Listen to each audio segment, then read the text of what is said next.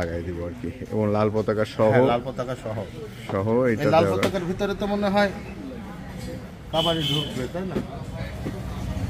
লাল পতাকা সহ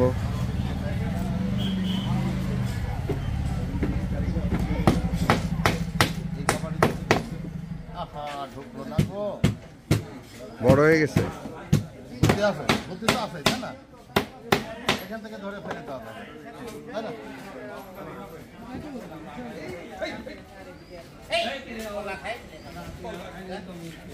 আমরা এখন কুমির সংরক্ষণ এবং সচেতনতার জন্য কুমিরের আবির্ভাব দেখা গেছে কুশিয়াকড়াই নদীতে। আপাতত জুগিয়া ভাটাপাড়া স্পটের ওখানে আমরা নদীর কোলে এটাকে দেখতে পাচ্ছি। তো এই হলো সতর্কতা বাণী, এগুলো সহ এটা আজকে নজর দেওয়া হবে। এটা আমাদের ডিজাইনিং হাউস, এখানে আমরা কাজ করি।